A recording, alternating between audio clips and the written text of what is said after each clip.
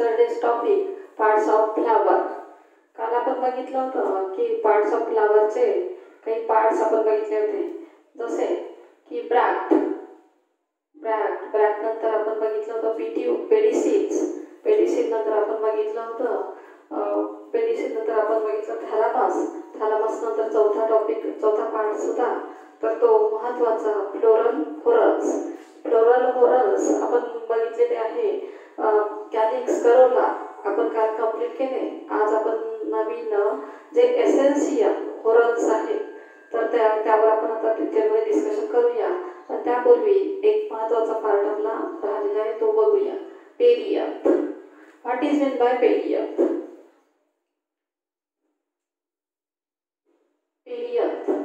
Perianth म्हणजे काय? तर काही प्लांटमध्ये असे फ्लावर असतात की ऑलरेडी ज्याच्यामध्ये कॅलिक्स आणि करोला हा फ्यूज्ड कंडिशनमध्ये असतो. कोणत्या कंडिशनमध्ये? फ्यूज्ड कंडिशनमध्ये. तेव्हा त्याला काय म्हणतात? पेरियंथ. पण स्पेशली पेरियंथ हे डायकॉटमध्ये प्रेझेंट नसतं, तर पर्टिक्युलर कशामध्ये? मोनोकॉटमध्ये प्रेझेंट असतो. मोनोकॉटमध्ये. लक्षात ठेवा पेरियंथ काय आहे. तर ऍक्च्युली ज्या फ्लावरमध्ये कॅलिक्स आणि करोला हा फ्यूज्ड कंडिशनमध्ये असतो, फ्यूज्ड म्हणजे एकमेकांना जोडलेला असतो, त्यालाच काय म्हटलेलं आहे? पेरियंथ म्हटलेलं आहे. तर पेरियंथ हा सुद्धा काय आहे? Non essential part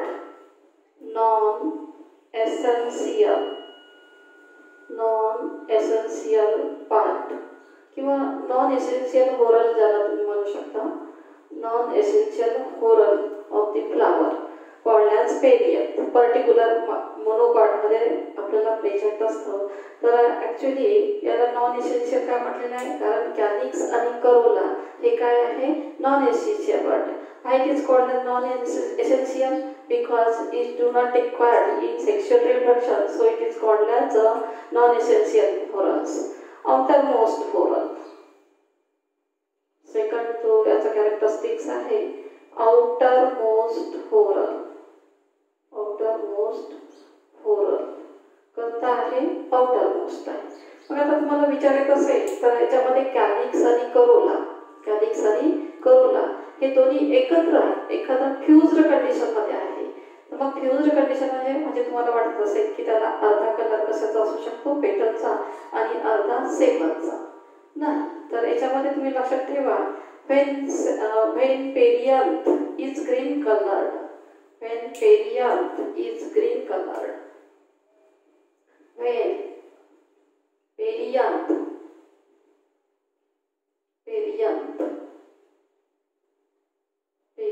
is green colored,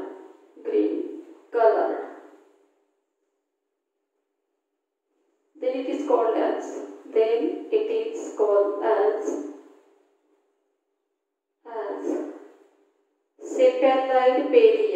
सेपॅलॉइड perianth. महत्वाचं आहे. ऑलरेडी तुम्हाला सगळ्यांना माहितच आहे की already sepals are green coloured. When perianth is green colored, then it is called as sepaloid perianth. म्हणजे ज्या फ्लावर मध्ये ऑलरेडी पेरियंथचा कलर ग्रीन असेल तर तेव्हा त्याला काय म्हणायचं आहे? सेपॅलॉइड पेरियंथ. आता आपल्याला बघायचं आहे की नंतरचा जो कॅरेक्टरिस्टिक्स आहे तो महत्वाचा. when perianth is colored, जर तो कलर्ड असेल then it is called as सेपॅलॉइड. याच्यामध्ये सेपॅलॉइड होता तर याच्यामध्ये काय म्हणणार? Petaloid. then it is called as petaloid perianth. बघा पेरियंथ हा तुम्हाला नवीन शब्द वाटत असेल. ऍक्च्युली तो नवीन नाहीच आहे, जुनाच आहे. पर्टिक्युलर मोनोकॉटमध्ये प्रेझेंट असणारा. when calyx and corolla is fused condition, then perianth is present in monocot. It is non-essential whorl. It is the outermost whorl. When perianth is green color, then it is called as sepaline perianth. When it is colored, which is called as metalloid perianth. लक्षात ठेवा सेपलाइट perianth हा कोणत्या कलरचा असतो? Green कलरचा. आणि पेटलाइट perianth हा कोणता असतो? कलर्ड असतो. तर याचे फंक्शन्स आपल्याला बघायचे आहे. याचे फंक्शन्स काय आहे? आता तुम्हाला ऑलरेडी माहितच आहे. ऑलरेडी कॅलिक्सचं फंक्शन प्रोटेक्शन, करोलाचं प्रोटेक्शन. ऍक्च्युली तसंच आपल्याला याच्यामध्ये जर तो सेपलाइट असेल तर तो कोणती प्रोसेस परफॉर्म करेल? सगळ्यात पहिल्यांदा लक्षात ठेवा प्रोटेक्शन. आणि नंतरचं जे फंक्शन आहे when it is सेपलाइट. सेपलाइट काय असतं? ग्रीन कलरचा असतो. ग्रीन कलर असल्यामुळे तो कोणती प्रोसेस परफॉर्म करणार आहे? Photosynthesis. When variant is green color, then it perform photosynthesis process. When variant is colored, it help in pollination. कारण तुम्हाला ऑलरेडी माहितच आहे. तर पेटलचं फंक्शन काय आहे? Attracting insect, helping pollination. तसंच इथे लक्षात ठेवायचं आहे तुम्हाला 3 महत्त्वाचे फंक्शन्स आहेत. कशाचे? पेरियंथचे. पेरियंथ पर्टिक्युलर कशामध्ये? मोनोकॉटमध्ये प्रेझेंट असतं आणि नॉन एसेन्शियल होरल आहे, आउटर मोस्ट होरल.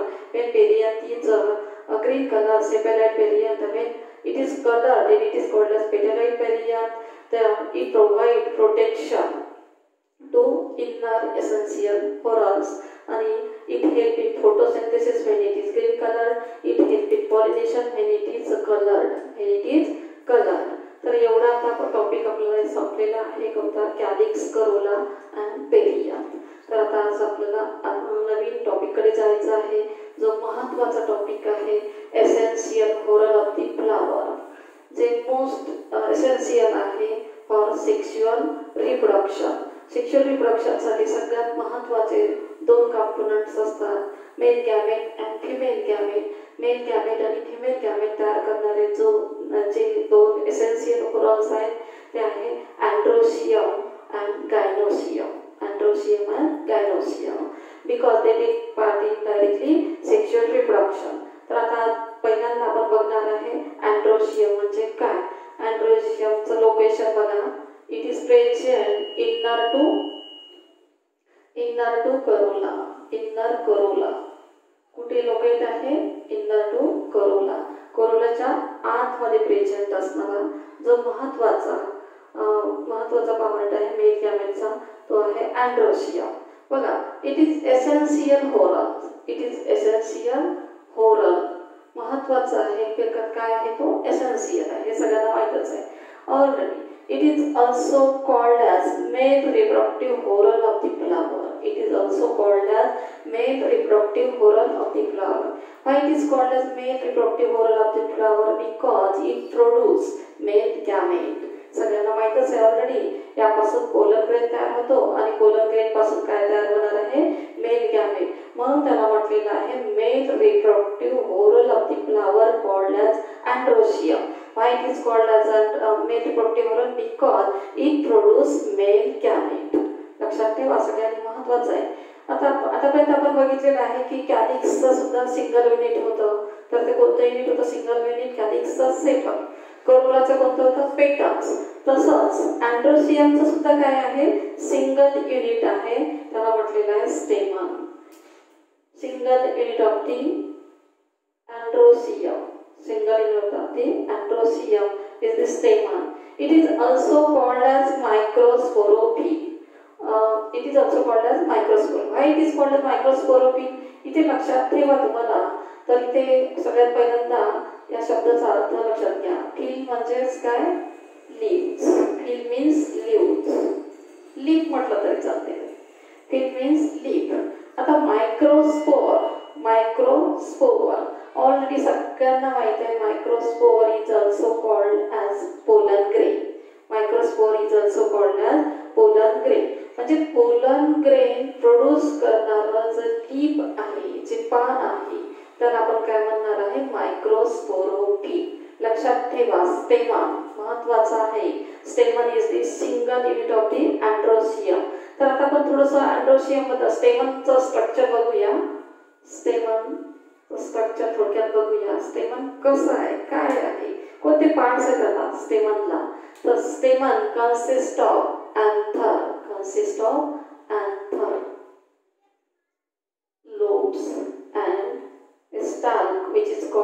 फिलामेंट. लक्षात ठेवा. and stamen consists of anther lobes and filaments. किती पार्ट्स आहेत मग स्टेमनला? 2 पार्ट्स आहेत. एक कोणता आहे वरचा anther lobe, दुसरा कोणता आहे फिलामेंट्स. आता बघा इथे काही असा टिश्यू आहे प्रेझेंट जो दोन्ही पार्टला कनेक्ट करतो, दोन्ही पार्टला जॉईंट करतो, which is called as connective. लक्षात ठेवा हा कनेक्ट करतो म्हणून त्याला आपण काय म्हटलंय कनेक्टिव्ह टिश्यू. हा दोन्ही पार्टला काय कनेक्ट करतो म्हणून त्याला म्हटलेलं आहे कनेक्टिव्ह. आता बघा इथे तुम्हाला दिसते आहे ऑलरेडी किती anther lobes आहेत तिथे प्रेझेंट 1 and 2. किती प्रेझेंट आहे 2 anther lobes. 2 anther in stamens 2 anther lobes are present, then it is called as diathecous anther. Generally जवळपास सगळ्या अँजिओस्पर्म मध्ये कोणता अंतर प्रेझेंट असतो? डायथिकस अंतर. मोनोथिकस अंतर जर असेल तर तेव्हा ते कसं दिसेल? ऑलरेडी त्याच्यामध्ये काय प्रेझेंट असेल तर single anther lobes and filament. तर असं जर स्ट्रक्चर असेल तेव्हा त्याला काय म्हणायचं आहे? मोनोथिकस अंतर. When single anther lobe is present, then it is called as monothecous anther. Most important आहे. हे समजल्याशिवाय तुम्हाला सेक्शुअल रिप्रोडक्शन पार्ट समजणार नाही म्हणून मी हा पार्ट डिटेलमध्ये घेत आहे. लक्षात ठेवा डायथिकस अंतर, मोनोथिकस अंतर. लक्षात ठेवा स्टेमन हे 2 प्रकारचे असतात. ज्याच्यामध्ये 2 anther लोब असेल तेव्हा त्याला डायथिकस अंतर म्हणायचं. ज्याच्यामध्ये सिंगल anther लोब असेल तेव्हा त्याला मोनोथिकस अंतर म्हणायचं आहे. त्याच्यामध्ये जो एक महत्त्वाचा पार्ट आहे जो anther lobe आहे, it produces male gamete. It takes part in sexual reproduction, so it is called as fertile part. Anther is a fertile part. anther काय असतो तर fertile part आहे. महत्त्वाचं की स्टेमनचा जो anther lobe आहे किंवा अंतर आहे तो कोणता पार्ट आहे? fertile part आहे. आणि जो फिलामेंट आहे तो काय आहे? स्टराईल पार्ट आहे. कोणता पार्ट आहे? Sterile part. Because that do not take part in the sexual reproduction, so it is called as sterile part. It is supportive part. Actually तो सपोर्ट करतो, हेल्प करतो. कशासाठी? ऑलरेडी सेक्शुअल रिप्रोडक्शन साठी. पण already त्याच्यामध्ये भाग घेतो का? नाही. म्हणून त्याला काय म्हटलेलं आहे? Sterile part. हा फर्टाईल पार्ट आहे. It take part in sexual reproduction, so it is called as fertile part. It do not take part in sexual reproduction, so it is called as sterile part. आता इथे बघायचं आहे आपल्याला already connective हा जो आहे फक्त त्याला कनेक्ट करणारा पार्ट आहे. तर स्टेमनचं स्ट्रक्चर आपण डिटेलमध्ये घेतलेलं आहे. स्टेमनचे 2 पार्ट लक्षात ठेवायचे. आता इथे सगळ्यात महत्त्वाचा हा फर्टाईल पार्ट आहे. म्हणजेच काय? It produce male sex cell किंवा मेल गॅमेट तयार करणारा महत्त्वाचा ऑर्गन आहे anther lobe. आता आपल्याला जायचं आहे की नेमकं stamen it is also called as microsporophyll. It is of 2 types. It is a free condition or fused condition. When stamens are free from each other, then it is called as polyandrous condition. कोणती condition आहे? polyandrous condition. लक्षात ठेवायचे आहे सगळ्यांनी की स्टेमन एक तर free असू शकतात किंवा फ्यूज्ड असू शकतात. फ्री म्हणजे तुम्हाला ऑलरेडी माहिती आहे. ऑलरेडी 5 स्टेमन्स असतील तर ते काय असतील? एकमेकांपासून फ्री असतील तेव्हा त्याला काय म्हणायचं आहे? पॉलीअँड्रस कंडिशन. आणि जर ते फ्यूज्ड असतील, ते काय असतील? फ्यूज्ड कंडिशन मध्ये असतील तर तेव्हा त्याला नाही का ऑलरेडी एक 2 कंडिशन्स आहे, कोएशन आणि अडेशन. त्याचं कारण आहे फ्यूज्ड कंडिशन म्हणजेच काय? जेव्हा ते एकमेकांना चिपकलेले असतील, जेव्हा ते एकमेकांना जॉईंट केलेले असतील तेव्हा त्यांना आपण काय म्हणतो? Fused condition. पण फ्यूज्ड मध्ये सुद्धा 2 कंडिशन आहे. जेव्हा ते एकमेकांना आपसामध्येच काय असतात? फ्यूज असतात तेव्हा त्याला काय म्हटलेलं आहे? कोएशन म्हटलेलं आहे. जेव्हा ते एकमेकांनाच काय असतात? फ्यूज्ड असतात तेव्हा त्यांना कोएशन. पण जेव्हा ते एखाद्या दुसऱ्या होरल्सला, पेटलला तर काय असतील, जॉईन असतील, फ्यूज असतील, तेव्हा त्याला काय म्हटलेलं आहे, अडेशन. लक्षात ठेवा, महत्वाची कंडिशन आहे. Stamens are free condition, then it is called as polyandrous condition, and stamens are fused, then it is called as two conditions, cohesion, adhesion. Cohesions means ते काय असतील, आपसांमध्येच काय असतील, युनाइट असतील, आपसांमध्येच फ्यूज असतील, तेव्हा त्यांना काय म्हणायचं आहे, कोहेशन. आणि अडेशन म्हणजे जर ते दुसऱ्या होरलला अटॅच असतील तर तेव्हा त्याला काय म्हणायचं आहे, अडेशन. इथे एक महत्वाचा पॉइंट लक्षात ठेवायचा आहे. अडेशनचं बेस्ट एक्झाम्पल आहे ब्रिंजा ऑलरेडी. इपिपेटॅलस पेटॅलस म्हणजे पेटलच्या वर चिपकलेले असतील तेव्हा त्यांना काय म्हणायचं आहे, इपिपेटॅलस. फॉर एक्झाम्पल आहे तुमच्यासमोर ब्रिंजा. आणि दुसरी एक एक्झाम्पल आपण इथे घेऊ शकतो, इपिफिलस.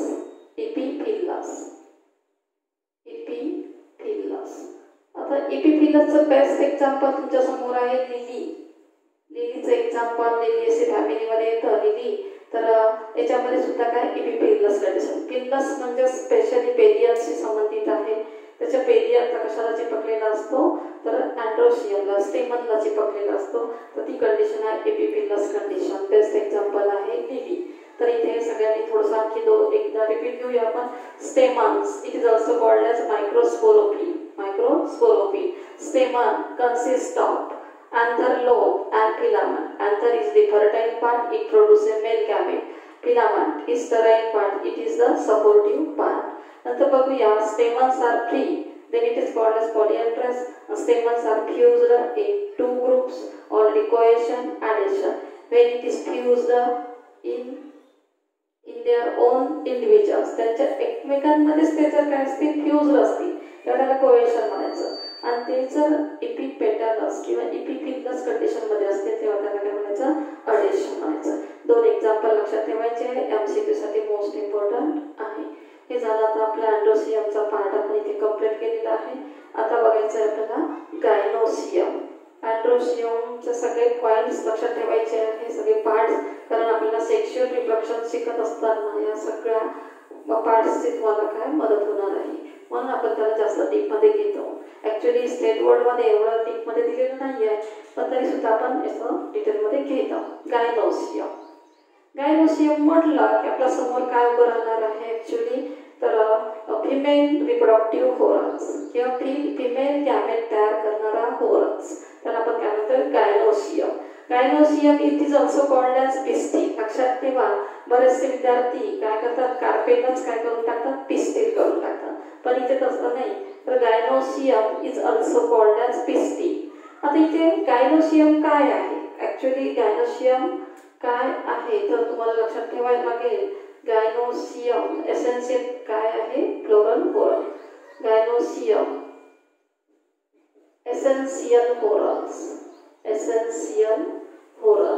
एसेन्शियल होरल तर आहेच, परत which are located inner to carpel. कार्पेलच्या आतमध्ये, सॉरी कार्पेलच्या आतमध्ये नाही तर कशाच्या, स्टेमनच्या आतमध्ये, असं लोकेशन आपण सांगू शकतो त्याला. एसेन्शियल होरल आहे, नॉन एसेन्शियल नाही तर काय, essential. It produces female gamete. काय प्रोड्यूस करते, फिमेल गॅमेट प्रोड्यूस करतं. आणखी महत्वाचं, जेव्हा याचं सिंगल युनिट काय असेल, कार्पेल आहे. काय आहे गायनोसियमचं सिंगल युनिट. अँड्रोसियमचं सिंगल युनिट काय आहे, स्टेमन आहे. तसंच गायनोसियमचं सिंगल युनिट काय असणार आहे, कार्पेल आहे. काय आहे, कार्पेल. आता कार्पेल म्हटलं की आपल्या डोळ्यासमोर एक डायग्राम आपण आता इथे काढणार आहे. Single unit is the carpel. गायनोसियमचं सिंगल युनिट किंवा त्याला तुम्ही काय म्हणू शकता, individual member of the gynoecium called as carpel. आता कार्पेल म्हटलं की आपल्या समोर एक छानसे ओव्हरी डोळ्यासमोर येते. ओव्हरी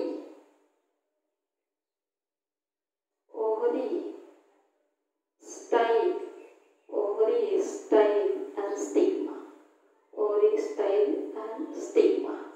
लक्षात ठेवा, ओव्हरी म्हटलं की which are arranged on, कशावर अरेंज आहे, thalamus, which are arranged on thalamus. Inside ovary, placenta is arranged on the placenta, ovules are arranged. हा जो पार्ट आहे महत्वाचा तो कोणता आहे, फर्टाईल पार्ट आहे. Ovary, style, stigma, ovary style आणि स्टिग्मा. जसं स्टेमनचे 2 पार्ट होते, अँथरलोब आणि फिलामेंट, तसेच काय कार्पेलचे 3 पार्ट आहे, ओव्हरी, स्टाईल, स्टिग्मा. आता ऍक्च्युअली स्टिग्मा म्हटलं की आपल्या डोळ्यासमोर काय रंगायचं, स्टिग्मा काय आहे तर काय आहे, रिसेप्टिव्ह पार्ट आहे. कोणता पार्ट आहे, receptive part of carpel. Receptive part. Why it is called as receptive part? Because it receives pollen grain during pollination. जेव्हा पॉलिनेशन होतं तेव्हा पोलन ग्रेनला रिसीव्ह करण्याचं काम कोण करतं, स्टिग्मा करतं, म्हणून त्याला म्हटलेलं आहे receptive part. Actually it is this sterile part. Sterile part because it does not take part in sexual reproduction. It is a support, it help, but it help in sexual reproduction. Sexual reproduction मध्ये भाग घेत नाही पण already त्यांना help करतं. तर actually याचं कामच काय आहे, जर्मिनेट पोलन ग्रेन. रिसिप्टिव्ह पार्ट म्हटलेलं आहे, रिसिव्ह पोलन ग्रेन. स्टिग्मा काय करतो मग, रिसिव्ह पोलन ग्रेनला रिसिव्ह करण्याचं काम करतो. स्टाईल काय आहे, ऍक्च्युअली स्टिग्मावर जर आपल्याला लिहायचं असेल ती upper most part of the carpel हा receptive part have a capacity to receive pollen grain. त्याची काय कॅपॅसिटी आहे, पोलन ग्रेनला तो काय करतो, रिसिव्ह करतो. नंतर लक्षात ठेवा, it also help in pollen germination. दुसरंही काम आहे, it help in pollen germination. आता स्टाईल कडे जा. काय आहे, long cylindrical structure present in between the stigma and ovary. कशाच्या मध्ये प्रेझेंट आहे, स्टिग्मा आणि ओव्हरीच्या मध्ये प्रेझेंट आहे. तर style enter into the ovules. Style कशामध्ये एंटर करते, ओव्हुल्स मध्ये, for fertilization. It help in fertilization साठी मदत करणारा जो पार्ट आहे तो कोणता आहे, style. Actually stigma and style sterile part आहे. कोणते पार्ट आहे, sterile. Actually supportive part ovary. This swollen inferior part of the carpel called as ovary. Swollen inferior part of the carpel called as ovary. Ovary is the fertile part because it takes part in directly sexual reproduction. Inside the ovary, ovules are arranged. After fertilization, ovary is converted into fruit and ovules is converted into seeds. आता तुम्ही लक्षात ठेवा, मी इथे दोन seeds काढलेले आहे, दोन ओव्हुल्स काढलेले आहे. 2 ओव्हुल्स म्हणजेच काय, 2 सीड आहेत तिथे. Ovules after fertilization, ovules are converted into seed. After fertilization, ovary is converted into fruit.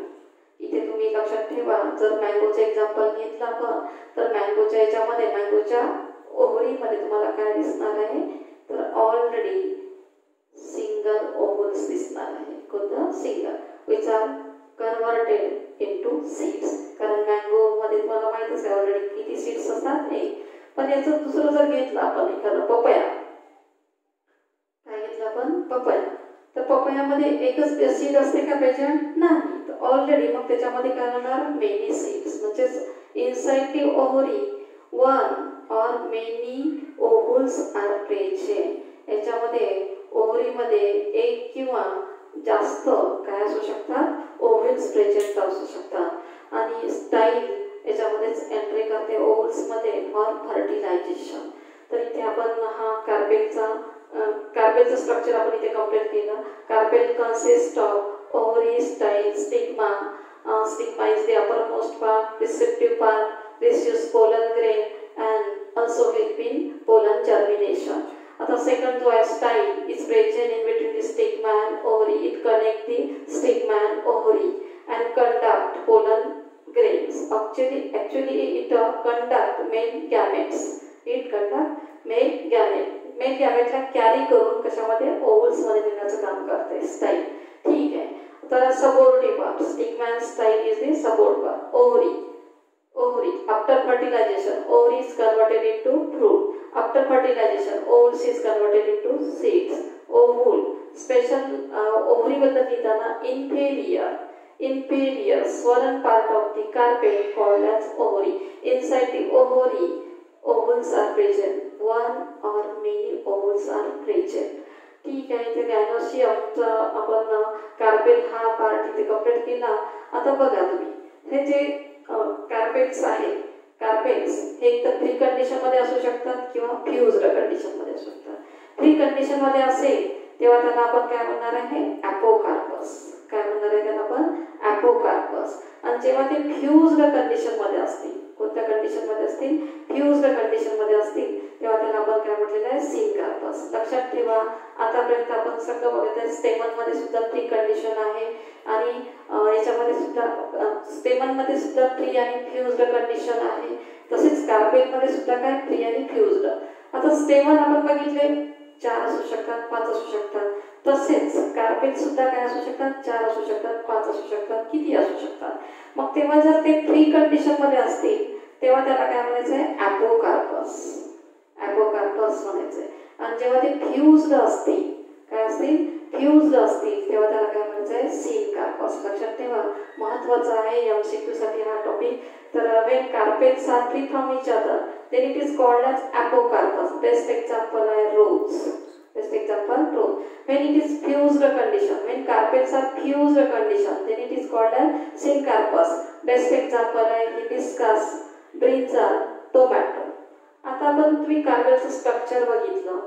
Carpet free condition मध्ये असेल फ्युज्ड कंडिशन मध्ये असेल तर त्याला काय म्हणतात ॲपोकार्पस. फ्री कंडिशन असेल तर ॲपोकार्पस फ्युज्ड असेल तेव्हा सिनकार्पस. पण हे कार्पेट जर एक प्रेझेंट असेल ज्या फ्लावर मध्ये तेव्हा त्याला काय म्हणतात मोनोकार्पेलरी. तेव्हा त्याला काय म्हणायचं आहे मोनोकार्पेलरी. आणि जर 2 असेल तर तेव्हा त्याला बायकार्पेलरी. आणि जर 2 पेक्षा जास्त असेल तेव्हा त्याला काय म्हणायचं आहे पॉलीकार्पेलरी. लक्षात ठेवा gynoecium is also called as pistil. Single unit of the gynoecium is carpet. कार्पेटचं स्ट्रक्चर आपण बघितलं इथे स्टिग्मा स्टाईल ओव्हरी. कार्पेट जर 2 असेल 1 असेल तर त्याला काय म्हटलेलं आहे मोनोकार्पेलरी. जर 2 असेल तर तेव्हा त्याला आपण बायकार्पेलरी. आणि जर मेनी असेल तेव्हा पॉलीकार्पेलरी. आणि carpet is fused. when carpets is free then it is called as apocarpus. when carpets are fused then it is called as syncarpus. तर इथे आपण लक्षात ठेवा. तर फ्लावर पार्ट्स ऑफ फ्लावर मधले सगळे पार्ट्स आपण घेतलेले आहे. सगळ्यात पहिला पार्ट्स आहे कोणता ब्रॅक्ट. ब्रॅक्ट म्हटलं की leaf like structure present at the axil of the flower called as bract. It help in photosynthesis and protection. Then second part is pedicel. Pedicel is the stalk of the flower called as pedicel. Pedicel नंतर आपण बघितलं thalamus, the upper tip of the pedicel which is swollen, slightly elongate and swollen part which is called as thalamus. On thalamus 4 whorls are arranged. 4 floral whorls are arranged. First whorl is calyx. Calyx is the outermost whorl called as calyx. The single member of the calyx is sepal. Then second whorl corolla, which is a single member is the petal. It is colored. Then androecium and gynoecium. Androecium म्हटलं की मला already माहित आहे location in to corolla. It is the essential whorl. It acts as a male reproductive whorl किंवा it is also called as male reproductive whorl because it produces male gamete.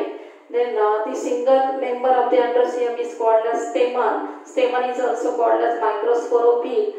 Stamens are free. Then it is called as polyandrous. The stamens are fused. then it is called as two groups. Then it is divided into two groups, cohesion, adhesion. Cohesions म्हणजेच काय, जर सगळे stamens एकमेकांमध्ये काय असतील, आपसामध्ये fuse असतील तेव्हा त्याला कोहेशन म्हटलेले आहे. अडेशन म्हणजे ते दुसऱ्या व्होरलला जॉईंट असतील तेव्हा त्याला काय म्हटलेलं आहे, अडेशन म्हटलेलं आहे. त्याचे best example epipetalous, epiphyllous, brinjal, lily. तर इथे आपण इथे दोन्ही पार्ट एसेन्शियल व्होरल्स, अँटोशियम आणि गॅलोशियम इथे आपण काय केलेले आहे, कंप्लीट केलेले आहे.